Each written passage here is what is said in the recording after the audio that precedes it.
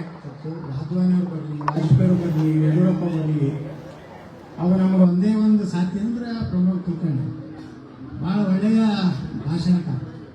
ಹಿಂಗೆ ಅಲ್ಲಿಂದ ನಾವೆಲ್ಲ ಆತ್ಮೀಯರು ಈ ಒಂದು ಸನ್ನಿಧಾನ ಸೇರಿದಂಥ ಎಲ್ಲ ನನ್ನ ಪೂಜೆ ಹಿರಿಯರೇ, ತಾಯಂದಿರ, ಅಣ್ಣ ತಮ್ಮಂದಿರ, ಯುವಕರೇ, ಪ್ರಮೋದ್ ಕುಲಕರ್ಣಿ ಅವ್ರಿಗೆ ಒಂದು ಮಾತು ಹೇಳೋದು.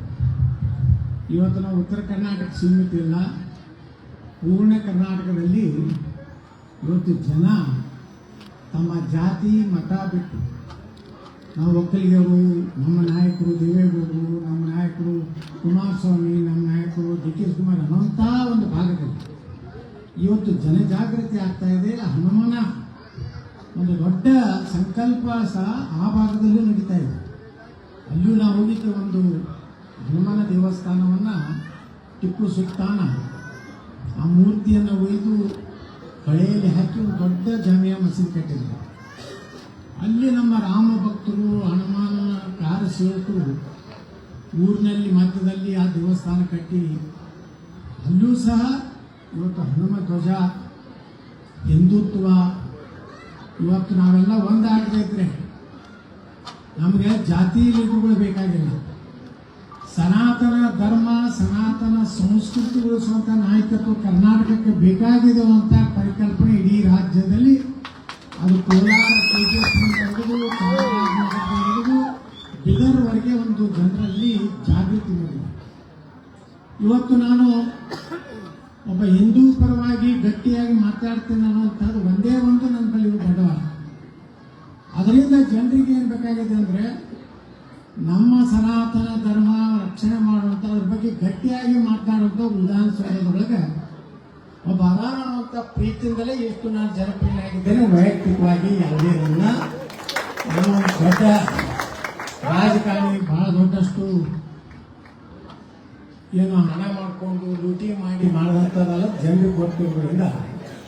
ಇವತ್ತು ನೋಡಿ ರಾಜಕಾರಣ ಮನೆ ಹೇಳಿದೆ ನಾನು ಸಿದ್ದರಾಮಯ್ಯನವರು, ಎಲ್ಲ ಸಮುದಾಯಗಳನ್ನು ಪ್ರೀತಿಯಿಂದ ಕಾಣ್ರಿ, ನೀವು ಈಗ ಹೋಗುವಂಥ ಕಾಲ ಬಂದಿದೆ. ರಾಜಕಾರಣದಲ್ಲಿ ಆಯುಷ್ಯ ಜನರ ಒಂದು ಪ್ರೀತಿ ಕಡಿಮೆ ಆದಾಗ ಸಹಜವಾಗಿ ರಾಜಕಾರಣದಿಂದ ನಾವು ಹೊರಗೆ ಹೋಗುವಾಗ ನಿರ್ಗಮನ ಪಥ ಅಂತ ಕರೀತಾರೆ. ನೋಡಿಲ್ಲ, ಮೊದಲು ಜಂಡ ಹಾರಿಸೋಕ್ಕಿಂತ ಮೊದಲ ಎಲ್ಲ ಇದು ಮಾಡಿ, ಪರೇಡ್ ಮಾಡಿ, ರಾಷ್ಟ್ರಧ್ವಜ ಹಾರಿಸಿ ಅಲ್ಲಿ ಪರೇಡ್ ಮಾಡಿ ಎಲ್ಲ ಕಾರ್ಯಕ್ರಮ ಮುಗಿದ ಮ್ಯಾಗ ನಿರ್ಗಮನ ಪಥ ಅಂದ್ರೆ ಈ ಮನೆಗೆ ಹೋಗಿದ ಕಾಲದಲ್ಲಿ ಕೆಲವು ಮಂದಿ ಎದಿರಿ ರಾಜ್ಯದಲ್ಲಿ. ಈಗಲೇ ಒಳ್ಳೆ ಕೆಲಸ ಮಾಡಿದ್ರು, ಡ್ಯೂಟಿ ಮಾಡೀವಿ. ಅವ್ರು ಇವ್ರು ತಿಂದ್ರು, ಯಾರು ತಿಂದ್ರು ಇದೇ ಹೇಳ್ತೀರಿ. ನೀವು ಈ ಕಡೆ ಇದ್ದಾಗ ನೀವು ತಿಂದಿರ್ತೀರಿ, ಆ ಕಡೆ ಹೋಗೋಣ ಯಾವ್ದು ತಿಂದಿರ್ತಾರ, ನೀವಿಬ್ಬರು ತಿನ್ನೋದು ನೋಡ್ಕೊಂಡು ನಾವು ಕೊಂಡಿರ್ಬೇಕಾದ್ರೆ ನಾವು ಪಾಸ್ ಕೊಂಡಿರ್ಬೇಕು, ಯಾರು ಮತ ಹಾಕಿದ್ರೆ. ಅದಕ್ಕೆ ಈಗ ನೋಡಿ ಮೊನ್ನೆ ನಾನು ಉದಾಹರಣೆ ಕೊಟ್ಟಿದ್ದೆ ಅನ್ಸಿದೆ. ಅಜಿತ್ ಪವಾರ್ ಮನೆ ವಿಮಾನದಲ್ಲಿ ಅವ್ರದ್ದು ಆಯಿತು, ಪತನ ಆಯಿತು, ವಿಮಾನ ಪತನ ಆಯಿತು, ಅವರು ಅದರಲ್ಲಿ ಸುಟ್ಟು ಹೋದ. ಅಜಿತ್ ಪವಾರ್ ಆಸ್ತಿ ಆಟಪ್ಪ ಅಂದ್ರೆ 1 ಲಕ್ಷ ಕೋಟಿ. ಏನು ಮಾಡೋದು? ಎಷ್ಟು ತಿಂದು ಎಷ್ಟು ಉಂಡು ಏನು ಮಾಡಿದ್ರು ದೇವರ ಎಲ್ಲ ನ್ಯಾಯ ಆ ಹನುಮಂತೇವ್ರ ಮನೆ ಮಾಡ್ತಾರೆ. ಯಾರ್ಯಾರು ಎಲ್ಲಿ ಯಾವಾಗ ಬರೋದು ಹಿಡಿಬೇಕೈತೆ ಯಾರಿಗೂ ಬರೋದಿಲ್ಲ. ಅದು ಸ್ವಲ್ಪ ಟೈಮ್ ತೊಗೊಳ್ತದೆ. ನಾವೇನಿರ್ತೀವಿ ಎಲ್ಲಿ ಅಂತ ದೇವ್ರ ಹತ್ರ ನಮ್ಮ ಇವೆಲ್ಲ ಮಾಡೋದು ಕೆಲವೊಂದು ಮೆರಿಯೋದು ನೋಡಿದ್ರೆ ಅನಿಸ್ತದೆ. ಒಮ್ಮೆ ಪತನ ಆಗೋದೇ ಇದು. ಪತನ ನಿಶ್ಚಿತ. ಸನಾತನ ಧರ್ಮ ಶಾಶ್ವತ. ಯಾರು ಈ ಸನಾತನ ಧರ್ಮವನ್ನು ಮುಗಿಸ್ತೀನಿ ಅಂತ ಯಾರಿಗೂ ಮುಗಿಸೋದೇ ಆಗಿಲ್ಲ. ಕೆಲವೊಂದು ಕಾಲ ಇರ್ತದೆ, ಕೆಟ್ಟ ಕಾಲ, ಕಲಿಯುಗ ಐತಿ. ಅಂಥದ್ರಲ್ಲಿ ಇವತ್ತು ನಮ್ಮೆಲ್ಲರ ಸಂಕಲ್ಪ ಏನಾಗಬೇಕಪ್ಪ ಅಂದರೆ ನಮ್ಮ ಸನಾತನ ಧರ್ಮ ಉಳಿಬೇಕಾದ್ರೆ ನಾವು ಬಹಳ ಪವಿತ್ರ ಕೆಲಸ ಏನು ಮಾಡ್ಬೇಕಂದ್ರೆ ಅದೂ ಒಂದು ಪವಿತ್ರ ಕೆಲಸ. ಹೆಂಗೆ ಜಾತ್ರೆಗೆ ಬರ್ತೀವಿ, ಹೆಂಗೆ ಕಾರ್ತಿಕಕ್ಕೆ ಬರ್ತೀವಿ, ಹೆಂಗೆ ದೇವ್ರ ದರ್ಶನ ತಗೋತೀವಿ, ಕಷ್ಟ ಬಂದಾಗ ನಾವೆಲ್ಲಿ ಹೋಗ್ತೀವಿ, ದೇವ್ರ ಬಲ್ಲೇ ಹೋಗ್ತೀವಿ. ನಾವು ಯಾರಿಗಾರು ಕೇಳಕ್ಕೆ ಹೋದ್ರೆ ಏನು ಹೇಳ್ತಾರ? ಅಭಿಷೇಕ ಮಾಡ್ರಿ, ಹೋಮ ಮಾಡ್ರಿ, ಇದು ಯಾರ ಕಷ್ಟ ಬಂದಾಗ. ಹಂಗ ಇನ್ನೂ ಒಂದು ದೊಡ್ಡ ಪವಿತ್ರ ಕೆಲಸ ನಾವೆಲ್ಲರೂ ಹಿಂದೂಗಳು ಮಾಡ್ಬೇಕಾಗಿದೆ ಅಂದ್ರೆ ಮತದಾನ ಮಾಡ್ಬೇಕು. ಮತದಾನ ಎಂದೂವರೆಗೆ ತಪ್ಪಿಸೋಬಾರ್ದು. ಅದು ಎಲ್ಲ ಅದಕ್ಕಿಂತ ಮೊದಲು ಸನಾತನ ಧರ್ಮ ಉಳಿಬೇಕಾದ್ರೆ ಮತದಾನ ಹಕ್ಕು ಮಾಡೋದು ಕಲಿಬೇಕು. ನೀವೇನು ಏಕೆ ಪಾರ್ಟಿಷನ್ ನೋಡ್ಕೊಂಡು ಭಾರತಕ್ಕೆ ಹೋಗೋದು ಬೇಕಾಗಲ್ಲ. ಆ ಏಕೆ ಪಾರ್ಟಿಷನ್ ಹಿಡ್ಕೊಂಡು ಹೋಗೋದು ಬೇಡಪ್ಪ.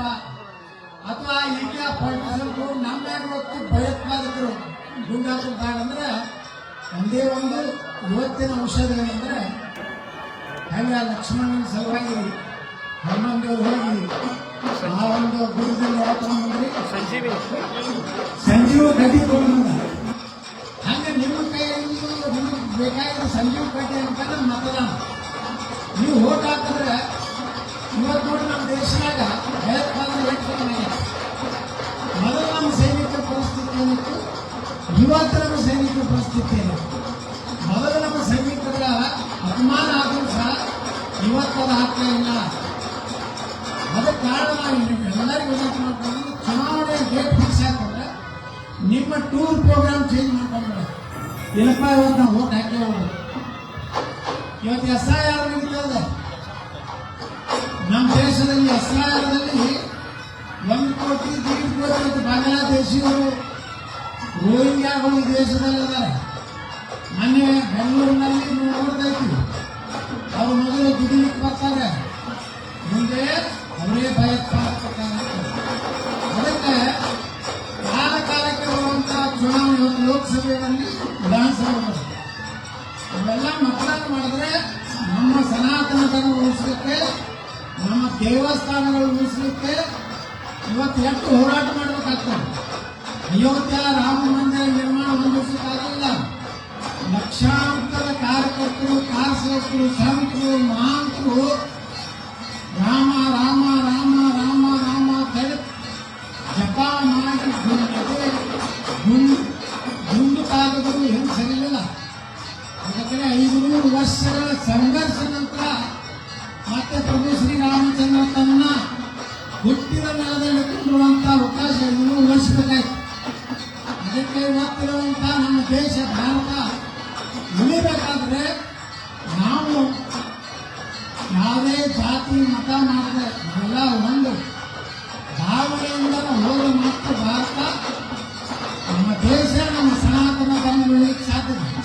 ಸಮಗ್ರದ ನಮ್ಮ ಪ್ರಧಾನಮಂತ್ರಿಗಳು, ಈ ಪ್ರಧಾನಮಂತ್ರಿಗಳ ನಂತರ ಇನ್ನೊಬ್ಬರು ಪ್ರಧಾನಮಂತ್ರಿಗಳು ಬರ್ತಾರೆ. ಅವ್ರು ಭಾರಿ ಸಮರ್ಥನ ಏನಾರೇ ಮಾಡಿದ್ರೆ JCBನೇ ತರ್ತಾರೆ. ಈಗ JCB ಕರ್ನಾಟಕಕ್ಕೂ ಬೇಕಾಗಿದೆ. ಇನ್ನೂ ಬಹಳಷ್ಟು ಅಮಾಯಕ ಹಿಂದೂಗಳ ಮೇಲೆ ದೌರ್ಜನ್ಯ. ಮೊನ್ನೆ ಬೆಂಗಳೂರಲ್ಲಿ ಒಂದು ದೇವಸ್ಥಾನದ ಮೆರವಣಿಗೆಯಲ್ಲಿ ಏನೂ ಮಾಡಿಲ್ಲ ಪಾಪ ಹೋಗ್ತಾ ಹಿಂದೂಗಳು ಮೆರವಣಿಗೆ ಮಾಡ್ಕೊತ ಹೋಗ್ತಿದ್ರೆ ಅವ್ರ ಮೇಲೆ ಕಲ್ಲಿದ್ದಾರೆ, ಅವರಿಗೆ ಜವಾಬ್ದಾರಿದ್ದಾರೆ. ಅಂದ್ರೆ ಎಷ್ಟು ಧೈರ್ಯ ಅದು ಬಂದಿದೆ. ಅದಕ್ಕೇ ನಾವು ವಿಧಾನಸಭೆಯಲ್ಲಿ ನಾವು ನೋಡ್ತೀವಿ, ಮ್ಯಾಗ ಗ್ಯಾಲರಿ ಹತ್ತಿದೆ, ಪಬ್ಲಿಕ್ ಗ್ಯಾಲರಿ ಹತ್ತಿದೆ, ಮ್ಯಾಗ ಬರೀ ಅವರೇ ಕೂತಿರ್ತಾರೆ. ಅವರೇ ಕೂತಿರ್ತಾರಲ್ಲ. ಈಗ ನೋಡಿದ್ರೆ ನಮ್ಮ ಬೆಂಬಲ ಕೇಳಿದ್ರು ಗೌರವ ಇದು ಕರ್ನಾಟಕ ವಿಧಾನಸಭೆ ಗ್ಯಾಲರಿ ಹೋದ ಪಾಕಿಸ್ತಾನದ ಗ್ಯಾಲರಿ ಹೋಗ್ತದೆ. ಅಂದ್ರೆ ಆ ರೀತಿ ಒಂದು ಭಾವನೆ ಬಂದಿರ್ತದೆ. ಈ ಸರ್ಕಾರ ನಮಗೆ ಈ ಭಾವನೆಯಿಂದ ನಾವು ಹಿಂದೂಗಳು ಕರ್ನಾಟಕದಲ್ಲಿ ಒಂದಾಗಿ ನೆಲವರೇಶನ ಆಶೀರ್ವಾದ ತಗೊಂಡು ಮುಂದಿನ ದಿವಸಗಳಲ್ಲಿ ಅದು ಮುಂದೆ ಏನಾಗ್ತದೆ ಗೊತ್ತಿಲ್ಲ. ಹೊಳ್ಳಿ ನಾವು ಅಲ್ಲೇ ಬರ್ತೀವಿ ಗೊತ್ತಿಲ್ಲ. ಕಟ್ಟಿ ಹುಡುಕೊಂಡು ಭಾಷಣದಾಗ ಅಂದ್ರೆ ಹೊಸ ಪಾರ್ಟಿ JCB ಹಿಂದುತ್ವ ಪಾರ್ಟಿ ಕಟ್ಟಬಹುದು. 2028ಕ್ಕೆ ವಿಧಾನಸೌಧ ಮೇಲೆ ರಾಷ್ಟ್ರಧ್ವಜದ ಮಗ್ಗಲ ಭಗವಾ ಧ್ವಜ ಹಾಕಿದ್ರೆ ನಮ್ಮ ದೇವಸ್ಥಾನಗಳಿಗೆ, ನಮ್ಮ ಹಿಂದೂಗಳ ಹೆಣ್ಮಕ್ಳಿಗೆ, ನಮ್ಮ ಜನರಿಗೆ, ಅಮಾಯಕ ಜನರಿಗೆ ತೊಂದರೆ ಆದರೆ ಕರ್ನಾಟಕದಲ್ಲಿ ನಡೆಯುವುದಿಲ್ಲ ಅನ್ನುವಂಥ ವಾತಾವರಣ ತಯಾರಾಗಬೇಕಂತ ಕಾಲದಲ್ಲಿ ಇವತ್ತು ಪುಣ್ಯದ ಕಾರ್ತಿಕ ಒಂದು ಪುಣ್ಯ ಪರ್ವದಲ್ಲಿ ಇವತ್ತು ನಮ್ಮೆಲ್ಲ ಕಮಿಟಿಯ ಹಿರಿಯರು, ನಾನು ಇಲ್ಲಿ ಭಾಳ ಸಲ ಬಂದೆ. ಲೋಕಸಭಾ ಎಲೆಕ್ಷನ್ ಇದ್ದಾಗ ಮತ್ತು MP ಇದ್ದಾಗ ಭಾಳ ಸಲ ಬರ್ತಿದ್ದೆ. ಆದರೆ ಒಂದು ಕಷ್ಟ 7.5 ಬಂದಿತ್ತು ಜ್ಯೋತಿಷ್ ಪ್ರಕಾರ. ಅವಾಗೇನೋ ನಾವು 7 ವರ್ಷ ಪೂರ್ತಿ ಕಳೆದು ಹೋಗಿದ್ದೆ. ಮಧ್ವಾಚಾರ್ಯ ಮುಖಾಶಿವರನ್ನ ಹೇಳೋದು, ಏನೇನೋ ಬಸವನಗೌಡ ಮುಂಜಾನೆ ದಿನಾಲು ಮುಂಜಾನೆ ಹೇಳ್ತಾ ಮಾಡೋಣ ಹನುಮಾನ್ ಚಾಲಿಸ ಓದತ್ತೆ. ನಾನು ನಿರಂತರವಾಗಿ ಹನುಮಾನ್ ಚಾಲಿಸ ದಿನ ಓದ್ತೀನಿ. ಹೀಗಾಗಿ ನಾನು ಯಾವಾಗ ತೆಗೆದಾಗಲ್ಲ. ನಾನು ಹಿಂದೆ ಹನುಮಾನ್ ಚಾಲಿಸ ಡೈಲಿ ಓದ್ಲಾದ್ರೆ ನಮ್ಮ ಮನೆಯಿಂದ ಹೊರಗೆ ಹೋಗೋದು. ನನ್ನ ಪೂಜೆ ಒಂದು ಹನುಮಾನ್ ಚಾಲಿಸ ಮಹಾಮೃತ್ಯುಂಜಯ ಮಂತ್ರ ಯಾವಾಗಲೂ ನಾನು ಪಠಣ ಮಾಡಿ ಹೊರಗೆ ಮಾಡೋದನ್ನ ಮಾತು ಸ್ಲೋವಾಗಿ ಎಲ್ಲ ಗೋಶಾಲೆ ಮಾಡಿದೆ. ಬರೀ ನಮ್ಮ ಮಧ್ವಾಚಾರ್ಯ ಮುಖಾಶ್ವರ ಬಲ್ಲಿ ಯಾವ ಮುಹೂರ್ತದಿಂದ ಗೋಶಾಲೆ ಪ್ರಾರಂಭ ಮಾಡುವ ಕೇಳಕ್ ಹೋಗಿದ್ದೆ. ಮಧ್ವಾಚಾರ್ಯ ಮುಖಾಶ್ವರ ಒಂದೇ ಮಾತಾಡೋದು, ಬಸವನಗೌಡ ಗೋವಿಗೆ ಯಾವುದೇ ಮಂತ್ರ ಹೋಮ ಮುಹೂರ್ತ ಇಲ್ಲ, ನೀವು ಯಾವಾಗ ಬೇಕಾದ್ರೂ ಗೋಶಾಲೆ ಚಾಲೂ ಮಾಡಬೇಕಾಗ್ತದೆ. ಅವಾಗ ನಾವು ಪೇಜಾವರ ಹಿಂದಿನ ಶ್ರೀಗಳನ್ನು ಕರೆಸಿ ಯುಗಾದಿಯ ದಿವಸ ನಾನು ಗೋಶಾಲೆ ಪ್ರಾರಂಭ ಮಾಡಿದೆ. ಬರೀ 11 ಆಕಳಿಂದ 6 ತಿಂಗಳಲ್ಲೇ ನಾನು ಪಕ್ಷೇತರ MLC ಆಗಿ ಬಿಜಾಪುರದಿಂದ ನಿಮ್ಮೆಲ್ಲ ಆಶೀರ್ವಾದ. ಇವತ್ತು ನಾನು ಗೋಶಾಲೆ ಸುಮಾರು 1,500 ಸಮೀಪ ಆಗ್ತದ. ಸುಮಾರು 80 ಎಕರೆಯಲ್ಲಿ ಇವತ್ತು ನಾವು ಗೋಶಾಲೆ ಮಾಡಿದ್ವಿ. ಆ ಗೋವಿನ ಆಶೀರ್ವಾದದಿಂದ ಎಂದು ನಾವು ಗೋಶಾಲೆ ಮಾಡಿರಲಿಲ್ಲ, ಯಾವ ಚುನಾವಣೆ ಸೋಲಿಲ್ಲ. ನಿರಂತರವಾಗಿ 3 ಚುನಾವಣೆ ಗೆದ್ದುಕೊಂಡು ಬಂದಿದ್ದೀವಿ. ಅದಕ್ಕೆಲ್ಲ ಕಾರಣ ನೀವೇನು ಹೇಳಿದಂಥ ಗೋರಕ್ಷ, ಸನಾತನ ಧರ್ಮ, ಹನುಮನ ಆಶೀರ್ವಾದ ಎಲ್ಲ ನಮ್ಮಲ್ಲಿ ನಿಮ್ಮೆಲ್ಲರ ಆಶೀರ್ವಾದ ಇರೋದ್ರಿಂದ ಇವೆಲ್ಲ ಇಷ್ಟು ಪ್ರೀತಿ. ಎಲ್ಲಿ ಹೋದ್ರು ಜನ ಹೆಣ್ಮಕ್ಳು ಸಣ್ಣ ಹುಡುಗರು ಕೂಸುಗಳು ಸಹಿತ ಎತ್ತಾಳ ಎತ್ತಳ ಎತ್ತಾಳ ಎತ್ತಾಳ ಗುರ್ತಿಲ್ಲ ಕೂಸು ಕಿವಿಯೊಳಗ ಒಂದು ಭಕ್ತ ಅಂತಿದೆ ಎತ್ತಾಳ ಬಂದ ಅಂತ ಒಂದೇನು ಶಕ್ತಿ ಬಂದಿದೆ. ಅದು ಎಲ್ಲರೂ ಜನ ಹನುಮಾನ್ ದೇವರ ಆಶೀರ್ವಾದ ತಿಳ್ಕೊಂಡಿದ್ದೀನಿ. ಆಶೀರ್ವಾದ ನಿಮ್ಮೆಲ್ಲರ ಆಶೀರ್ವಾದ ತಿಳ್ಕೊಂಡಿದ್ದೀನಿ. ಮುಂದಿನ ದಿವಸಗಳಲ್ಲಿ ನಾವೆಲ್ಲ ಸಂಕಲ್ಪ ಮಾಡೋಣ. ಚುನಾವಣೆಯಲ್ಲಿ ಹಿಂದುತ್ವ ಪರವಾಗಿ ಗಟ್ಟಿಯಾಗಿರುವಂಥ ವ್ಯಕ್ತಿಯ ಕೈಯ ಕರ್ನಾಟಕವನ್ನು ಸಂಕಲ್ಪ ಮಾಡಿದ್ರೆ ನೀವು 5 ವರ್ಷ ಕರ್ನಾಟಕ ಇತಿಹಾಸ ಚೇಂಜ್ ಮಾಡಿದ್ರೆ ನಮ್ಮ ಹೆಸರು ಬರಲಿಕ್ಕೆ ಈ ಹಣ ಮಾಡಬೇಕು ಲೂಟಿ ಮಾಡಬೇಕಂತಿಲ್ಲ. ನಮ್ಮ ಜೀವನದಲ್ಲಿ ದೇವರು ಈಗಾಗಲೇ ಕೊಟ್ಟಿದ್ದ. ನಾನು ಅದೇ ಮಾತು ಹೇಳ್ತೀನಿ MLAಗಳಿಗೆ, ಪೊಲೀಸರು ಹಂಗೆ ಮಾಡ್ಯಾರ, ಪೊಲೀಸರು ಹೆಂಗೆ ಮಾಡ್ಯಾರ, ಅದು ಆಯ್ತು ಇದು ಆಯ್ತು ನನ್ನ ಚರ್ಚೆ ನಡೀತು. ನಾನು ಹೇಳಿದೆ, ನೀವು 224 ಮಂದಿ ಏನು ಗೊತ್ತಿರಲ್ಲ, ನೀವು ಪೊಲೀಸ್ ವರ್ಗಾವಣೆ ರೊಕ್ಕ ತಿನ್ನೋದು ಮೊದಲು ಬಿಡ್ರಿ, ಪೊಲೀಸರು ಸೀದಾ ನೀವು ಒಂದು PSI ತರಬೇಕಾದ್ರೆ 10 ಲಕ್ಷ ಇರ್ತೀರಿ, ಇನ್ನೂ 1 ವರ್ಷ ಮುಗಿದ್ರಿಲ್ಲ ಮತ್ತೆ 10 ಲಕ್ಷ ಕೊಡೋತೀರಿ. ಆ ಪೊಲೀಸ್ PSI ಏನು ಮಾಡ್ಬೇಕು ಅವ್ನು? ನಿಮ್ಮ ರೋಡ್ ಮ್ಯಾಗ ಬಂದ್ರೆ ತ್ರಿಬಲ್ ಸೀಟ್ ಇದೇ ಬೇಕು. 2 ನಂಬರ್ ಗಾಂಜಾ ಇವತ್ತು ನೋಡಿ ನಮ್ಮದೇ ರಾಜ್ಯದಾಗ 8 ಕಡೆ ಅವು ಇದ್ರದ್ದು ಫ್ಯಾಕ್ಟ್ರಿಗಳು ಏನು ಡ್ರಗ್ಸ್ ಸಿಗಲಾಗಿತ್ತು, ಹಣ ಸಿಗ್ತೈತದು. ಅವೆಲ್ಲ ಮಾಮೂಲಿ ಕೊಡ್ತಾರೆ, ನಮ್ಮ ರಾಜಕಾರಣಿಗಳು ಕೊಡ್ತಾರೆ, ಮತ್ತು ಅವರು ತಗೋತಾರೆ. ನಾಳೆ ನಮ್ಮ ಭವಿಷ್ಯದ ನಮ್ಮ ಮಕ್ಕಳಿಗೆ ಪರಿಸ್ಥಿತಿ ಏನು ಡ್ರಗ್ಸ್ ಇದೇ ರೀತಿ ಆದ್ರೆ ಎಲ್ಲ ಶಾಲಾ ಕಾಲೇಜುಗಳ ಮೇಲೆ ಡ್ರಗ್ಸ್ ಸಿಗಲಾಕತ್ತದ. ನಮ್ಮ ಮುಂದಿನ ಭವಿಷ್ಯ ಏನಲ್ಲ, ನಮ್ಮ ಮಕ್ಕಳು ಅವ್ರು ಸರಿಯಾಗಿ ಬೆಳೀಬೇಕಾದ್ರೆ ನಾವು ನಮ್ಮ ಧರ್ಮ ಬೆಳೀಲಿಕ್ಕೆ ಸಾಧ್ಯದ, ನಮ್ಮ ದೇಶ ಬೆಳೀಲಿಕ್ಕೆ ಸಾಧ್ಯದ. ಅದ್ರಾಗೂ ರೊಕ್ಕ ಅದನ್ನೇ ಹೇಳಿದೆ, ನೀವು ರೊಕ್ಕ ತೆಗೆದುಕೊಡ್ರಪ್ಪ ಪೊಲೀಸರ ಕಡೆಯಿಂದ ವರ್ಗಾವಣೆ ಸಲುವಾಗಿ ಕೈ ಕಟ್ಕೊಂಡು ನಿಂದಿರ್ತೀವಿ. ಅದರಿಂದ ಆಡಳಿತ ವ್ಯವಸ್ಥೆ ಕುಸಿದೋಗಿದೆ. ಅದಕ್ಕೆ ನಾವು ಹೇಳೋದೇನೆಂದರೆ, ಇವತ್ತು ರಾಜ್ಯಕ್ಕೆ ಒಬ್ಬ ಪ್ರಾಮಾಣಿಕ ಸ್ವಚ್ಛತೆ ಇರುವಂಥ ರಾಜಕಾರಣ, ಕುಟುಂಬದ ಉದ್ಧಾರಕ್ಕಾಗಿ ರಾಜಕಾರಣ ಮಾಡಬಾರ್ದು. ಈ ರಾಜ್ಯವೇ ನನ್ನ ಕುಟುಂಬ ಅಂತ ಕಲ್ಪನೆ ಇಟ್ಟುಕೊಂಡು ನರೇಂದ್ರ ಮೋದಿ ಅಲ್ಲ, ಅವ್ರು ಏನು ಎದಕ್ತಿರ್ಬೇಕು, ಯಾರು ಸಲಕ್ಕೆ ಅವ್ರ ಮಗನು ಹೇಳ್ತಾರೆ ಅದಾನಿ ಅವ್ನು ಬೇರೆ. ಮೋದಿಯವ್ರದ್ದು ಅವ್ರದ್ದು ಇಲ್ಲ, ಹಿಂದಿಲ್ಲ ಮುಂದಿಲ್ಲ. ಹಿಂದೆ ಅಟಲ್ ಬಿಹಾರಿ ವಾಜಪೇಯಿ ಕಾಲದಾಗ ನಾನು ಮಂತ್ರಿ ಇದ್ದೆ. ವಾಜಪೇಯಿಗೆ ಏನು ಆಸೆ ಇತ್ತು? ಏನಿಲ್ಲ. ಅವರು ನಮ್ಮ doctor APJ Kalam, Abdul Kalam Muslim ಅಲ್ಲ, ಆದರೆ ಆ ಮನುಷ್ಯರು ನೋಡ್ರಿ ಎಂಥ ಆದರ್ಶದ ಜೀವನ. ಅವರು ಇನ್ನೂ ಏನೋ ಬಿಟ್ಟು ಹೋಗಲಿಲ್ಲ. ಅವೇ ಪುಸ್ತಕ, ಅದೇ ಒಂದು ಟೇಬಲ್, ಅದೇ ಒಂದು ಕುರ್ಚಿ, ಅದೇ ಒಂದು ಲೈಬ್ರರಿ ಮನೆಯಾಗಿದೆ. ಇನ್ನು ಅಂಬೇಡ್ಕರ್ ಅವರು, ಅಂಬೇಡ್ಕರ್ ಅವ್ರ ಬಗ್ಗೆ ನಾವು ಕೆಲವೊಂದು ಸಲ ಸಂದರ್ಭ ತಪ್ಪು ತಿಳ್ಕೊಳ್ತೀವಿಲ್ಲ.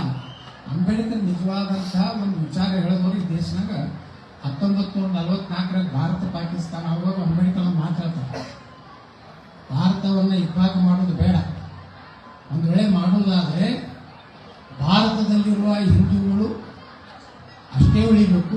ಏನು ಇಲ್ಲಿ ಮುಸಲ್ಮಾನರಾದರೆ ಅವ್ರಿಗೆಲ್ಲ ಪಾಕಿಸ್ತಾನ ಕಳಿಸೋಕೆ ಹಾಗೂ ಹೇಳಿಲ್ಲ, ಗಾಂಧಿ ಹೇಳಿಲ್ಲ, ನೆಹರು ಹೇಳಿಲ್ಲ, ಅದು ಅಂಬೇಡ್ಕರ್ ಹೇಳ್ತಾರೆ. ಪಾಕಿಸ್ತಾನ ಭಾಗ ಭಾಗದಲ್ಲಿ ಬರುವಂತಹ ಎಲ್ಲ ಹಿಂದೂಗಳನ್ನು ಭಾರತಕ್ಕೆ ಕರ್ಕೊಂಡು ಬರಬೇಕು. ಇಸ್ಲಾಂನಲ್ಲಿ ಮತ್ತೊಂದು ಧರ್ಮವನ್ನು ಸಹೋದರತ್ವ ಮಾಡುವಂತ ಆ ಧರ್ಮದಲ್ಲಿ ಇಲ್ಲ. ಅವ್ರು ಯಾವಾಗಲೂ ಭಾರತಕ್ಕೆ ಸಮಸ್ಯೆ ಆಗ್ತಾರೆ ಅನ್ನುವಂಥದ್ದನ್ನ ಈ ದೇಶ ಸಂವಿಧಾನ ಬರೆದ ಬಾಬಾ ಸಾಹೇಬ್ ಅಂಬೇಡ್ಕರ್ ಹೇಳಿದ್ರು. ಇವತ್ತು ನಾವು ನೆನೆಸ್ಬೇಕಲ್ಲ ಮನುಷ್ಯ ಇವತ್ತು ಸತ್ಯ ಆಗಕತ್ತೈತಿ. ಎಲ್ಲ ಅಶಾಂತಿ ಎಲ್ರಿ ನಮ್ಮ ಹಿಂದೂಗಳು ಎಲ್ಲ ದಾಳಿ ಮಾಡ್ತಾರೆ, ಯಾವ್ದಾರ ಕಲ್ಲು ಹೋಗ್ತಾರೆ, ಯಾವ್ದಾರ ಭಯೋತ್ಪಾದನೆ, ಯಾರ ಟೆರರಿಸ್ಟ್ ಆಕ್ಟಿವಿಟೀಸ್ ಮಾಡ್ತಾರೆ ಹಿಂದೂಗಳು. ಅಂದಾಗ ಇವತ್ತು ಅಂಬೇಡ್ಕರ್ ಹೋಗಿ ಹೇಳಿದ್ದು ಮಾತು ಇವತ್ತು ಅವಾಗೇ ಹೊರಗೆ ಹಾಕ್ಬಿಟ್ಟಿದ್ದಾರೆ. ನಾವು ಏನೇ ಜಗಳ ಆಡ್ತಿದ್ವಿ ನಮ್ಮ ಮನೆಗೆ ಜಗಳ ಆಡ್ತಿದ್ವಿ, ಮತ್ತೆ ಮನೆಗೆ ಕೊಟ್ಟಿರ್ತೀವಿ. ಈಗ ಎಷ್ಟು ಭಯೋತ್ಪಾದಕರು, ಎಷ್ಟು ಅವ್ರಿಗೆ ಕಿತ್ತಿರಿ, ಎಷ್ಟು ಲವ್ ಜಿಹಾದು, ಎಷ್ಟು ತೊಂದರೆ ದೇವಸ್ಥಾನಗಳಲ್ಲಿ ಬಂದು ಮಲಿನ ಮಾಡ್ತಾರೆ. ಉದ್ದೇಶಪೂರ್ವಕ ಕೆಲವರು ದೇವಸ್ಥಾನಗಳಲ್ಲಿ ಬಂದು ಮಲಿನ ಮಾಡಿ ಹೋಗ್ತಾರೆ. ನಮ್ಮ ಸಿದ್ದೇಶ್ವರ ಸ್ವಾಮಿಗಳ ಆಶ್ರಮದಲ್ಲಿ ಪ್ರತಿ ವರ್ಷ ಗುರುಪೂರ್ಣಿಮಾ ಕಾರ್ಯಕ್ರಮ ಆಗ್ತದೆ. ಒಮ್ಮೆ ನಮಗೊಂದು ಗುರುಗಳು ಹೇಳೋದು, ಗೌಡ್ರ ನೀವು ಸ್ವಲ್ಪ ಯಾರಿಗೂ ಸಿದ್ಧೇ ಇರ್ಬೇಕ್ರಿ, ರಾತ್ರಿ ಬಂದು ನಾವು ಪ್ರಸಾದ ಕಳಿಸ್ಬಿಡ್ತಾರೆ ಅಂದ್ರೆ ನೋಡ್ರಿ ಎಷ್ಟು ನೀಚ ಬುದ್ಧಿ ಅವ್ರಿಗೆ ಸೇರ್ಬಿಟ್ಟಿದೆ. ಅದಕ್ಕೆ ನಾವೆಲ್ಲ ಜಾಗೃತರಾಗಿ ನಮ್ಮೆಲ್ಲರೂ ನಮ್ಮದು ಮತನೂ ವೇಸ್ಟ್ ಆಗಲಾರ್ದಂಗೆ ನಾವು ಮತ ಹಾಕಿಬಿಟ್ರೆ ನಾವು ಸುರಕ್ಷಿತಕ್ಕೂ ನಾವು ಮಾಡೋದು ನಾವು ಮಾಡ್ತೀವಿ. ಬರೀ ಓಟ್ ಹಾಕೋದು ಯಾರ ಮೇಲೆ ಹೊಡಿಬಿಟ್ಟು ಹೊಡಿತೀವಿ, ಯಾರು ನಮ್ಮ ಗುಡಿಗೆ ಹಚ್ಚಿದ್ರು ಅವ್ರ ಮುಸುಗಿ ಕಲಿತೀವಿ. ಕಾಯ್ದೆಸರನ್ನೇ ಅವ್ರು ಇಲ್ಲಿಗೆಲ್ಲ ಕಟ್ಟಾರ. ಬಂದು ನೋಡ್ರಿ, ನಾವು ಮದ್ದೂರ್ನಾಗ ಹೋಗಿದ್ದೆ. ಮದ್ದೂರ್ನಾಗ ಎಲ್ಲೇ ಹಿಂದುತ್ವ ಅನ್ನೋದು ಇರಲಿಲ್ಲ. ಆ ಯುವಕರ ಬಳಿ ಹಿಂದುತ್ವನೇ ಇರಲಿಲ್ಲ. ಗಾಬರಿ ಆಗ್ಬಿಟ್ರು. ಕುಮಾರಸ್ವಾಮಿ ಆ ಕಡೆ ಎಲ್ಲ ಲೀಡರ್ ಒಬ್ಬ MLA ನನಗೆ ಬಂದು ಮಗನ ಕೂತ ಮನೆ ಧ್ಯಾನ ಏನು ಸರ್ ನಮ್ಮ ಒಕ್ಕಲಿಗೆ ದಾನ ಅಂದವರು ಯಾರನ್ನೂ ಒಪ್ಪಿದ್ದಿಲ್ಲ, ನಿಮ್ಗೆ ಹೆಂಗೆ ಒಪ್ಪಿದ್ರಿ? ನಾನು ಒಪ್ಪಿಲ್ಲಪ್ಪ, ಹಿಂದುತ್ವ ನೀವೆಲ್ಲ ಬರೀ ನಕಲಿ ಹಸಿರ ಹಾಕೊಂಡು ಅಡ್ಡಾಡ್ತೀರಿ.